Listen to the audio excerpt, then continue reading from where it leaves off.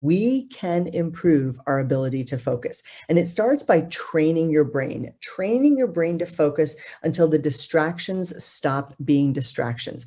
When I was teaching school, sometimes I would have a handout.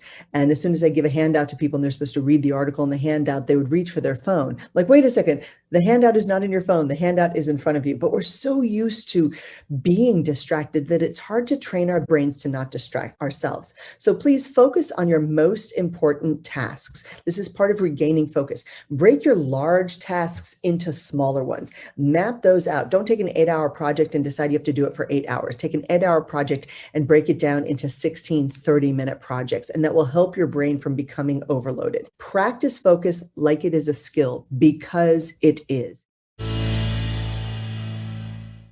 Unfortunately, loneliness is increasing at an alarming rate worldwide.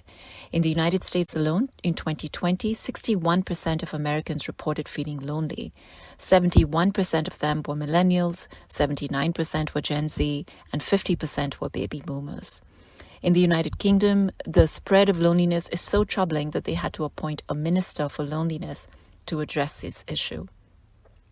Loneliness is not the same as social isolation. It does not refer to being alone in solitude. It's not the same as depression. It's not even the number of friends that you have. Loneliness refers to the quality rather than the quantity of our relationships. When we're lonely, we feel that our intimate and social needs are not being met adequately. For example, when something important, good or bad, happens in our lives, we don't have anyone to talk to about it.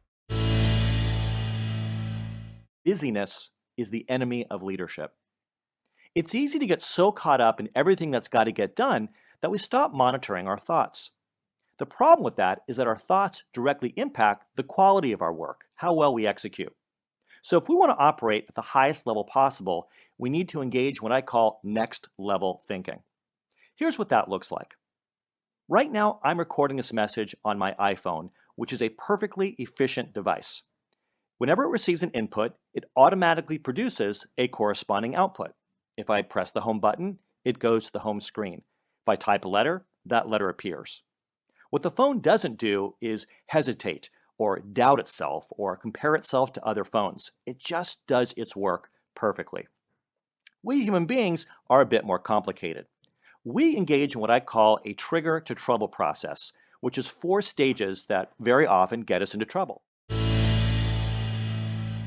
Was 16 years old, I left home, but in that 16 years when I was at home, we had moved around 14 times. We would say these days that that would be a terrible thing to put children through, and how would they cope with that? Well, we do cope with that because lucky me, I got to have a dad that would find work for us to make sure that he could house and look after his family, and he would do whatever it takes. And I learned that home is where the family is, and the house is just what holds the family and the love. Lucky me, I got to learn that lesson because that would help me build a scaffolding of resilience and courage. I started hairdressing at 16. I transferred in the middle of my apprenticeship from regional Australia into Brisbane. My boss that I had at that second job told me that I should give up hairdressing and I'll never be good enough. And I believed her for a while. But lucky me, I was reminded that I am stronger than I think, that I can choose to write my own story and I don't have to believe in another person's version of what they think I can achieve in life. Find out if you're taking a really deep breath. So right now, take a big inhale. Fill all the way up. And now exhale and relax. One more time. Deep breath in and exhale. On the inhale, you probably felt like you got a little bit taller. You felt your chest expand. Your shoulders may have even moved upward slightly. This upward breath is called a vertical breath. It's how most adults breathe. Well, here's the kicker. This way of breathing is not efficient. It's not really a deep breath, and it actually goes against how our body was designed. Think about it for a minute. Does any other animal on the planet breathe with its shoulders? Nope, none but us. How do you know what's true for you? I'm going to give you a tool that will show you exactly how. Basically, what's true for you always makes you lighter, A lie for you always makes you heavier. And in the world we live in right now, let's face it, there's a lot of stuff that we read, that we see online, that we talk about our friends with, and it's just heavy. And so if you can recognize that what's true for you always makes you lighter, and a lie for you always makes you heavier, you right now have a tool to recognize when something is valid to you and when it is not.